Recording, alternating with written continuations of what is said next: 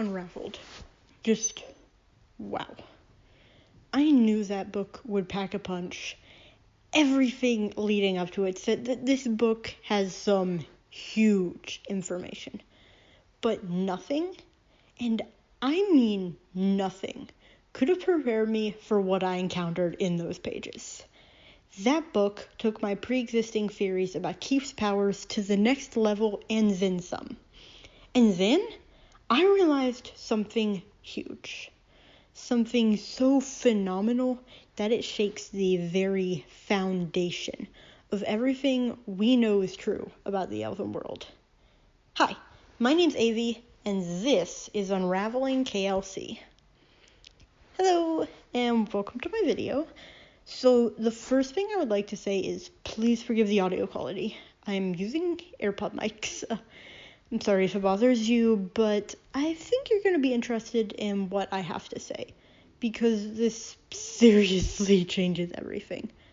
Though I will warn you that if this theory is actually right, then I am about to spoil one of the biggest plot twists you will ever read.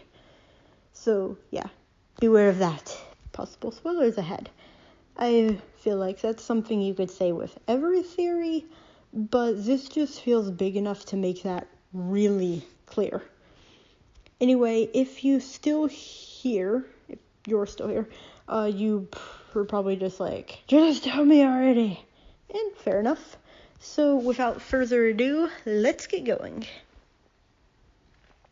The best place to start is with my theory before Unraveled came out.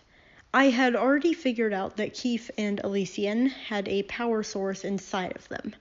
Why?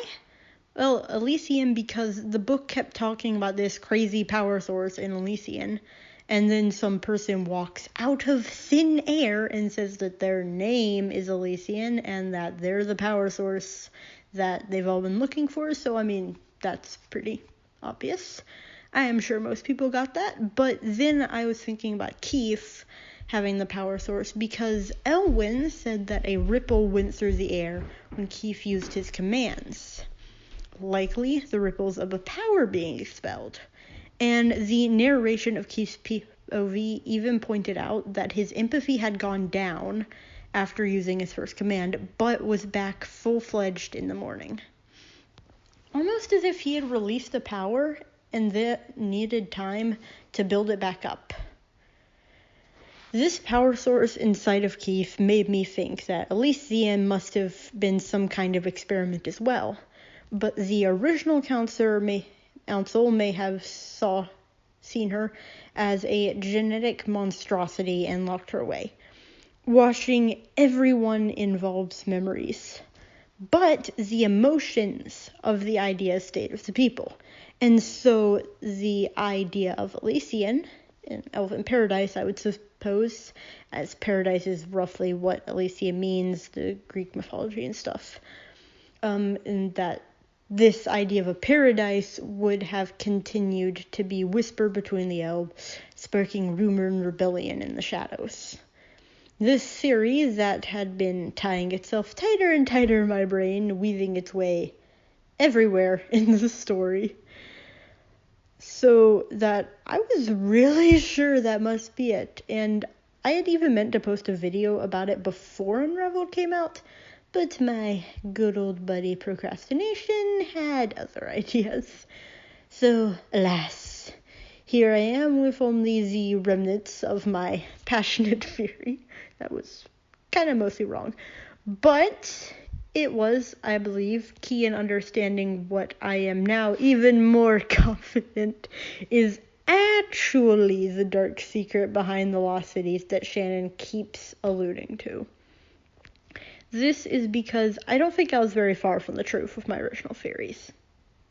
I had done the best I could with the information given to me, but now that I have a bigger picture, I realized that I think I was thinking way too small. What Unraveled taught me was that not just Keith and Elysian, but every elf has a power source inside of them that feeds their abilities.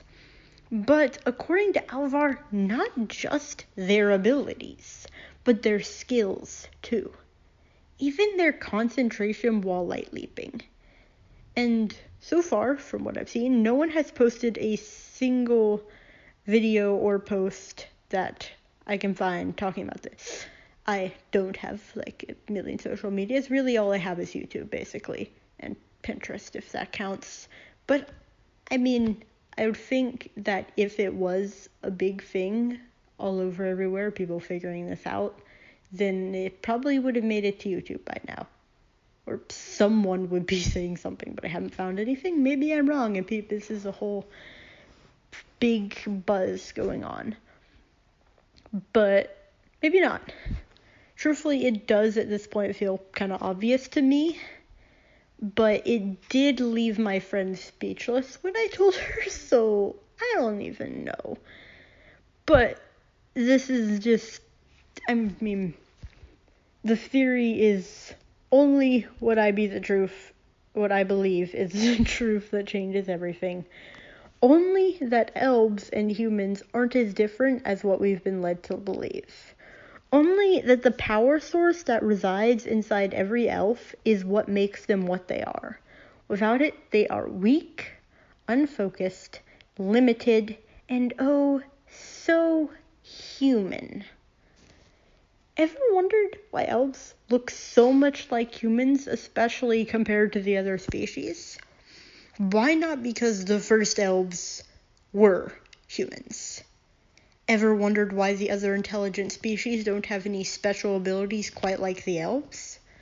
Why not because none of them originally did? The question my brain keeps asking at this point isn't how they used to be humans, it's how could this not have been their origin? It's how did I never consider this before? It's how is Shannon so freaking genius? Like, because honestly, I can see it all. It might not all be right, but hey, it's there, and it's something, and I can see it. I can see the humans so much smaller and weaker than the other intelligent species, struggling to get along through a world against them. I see someone, maybe a group of the brightest minds coming together, maybe with the help of some of the other intelligent species, and finding this power source under the aligned stars, somehow harnessing it and gaining power beyond their imagination. But not everyone would accept it. And even if they would, there wasn't near enough time to help every human. So the chance passed. But those who did went on and multiplied. They drew on to help their kindred species. But something must have happened that caused them to forget where they came from. Maybe the first generations did die. They just lived much longer than humans, maybe 1,000 years or more. And as time went on, the genetics lined up to hold and support the power better, letting them feed from it more naturally until they truly were a different species from the humans. And all who had known themselves as humans died, leaving the memory of what they were lost to the depths of time. I would suppose that Elysian then might have been someone trying to prove the memory of what they were. Or maybe someone who just wanted to make the elves even greater with more power. Or maybe her creators were like that, and she, like Keith, was just an experiment who wanted nothing to do with this. But when the council found out about it, they found her too dangerous and locked her up. Whether she was doing it to herself or just a victim. And whoever she is, I believe she knows the elves' history. And if she doesn't say it, then I believe that Fallon Vacker will come into play somehow. That he, somewhere in his vast, ageless mind, knows the truth as well. This could get brought to special attention with my next point. Because now, millennia later, Keith grabs Albert's hand and takes someone who is called an elf, but now holds every trait of a human, and turns him back.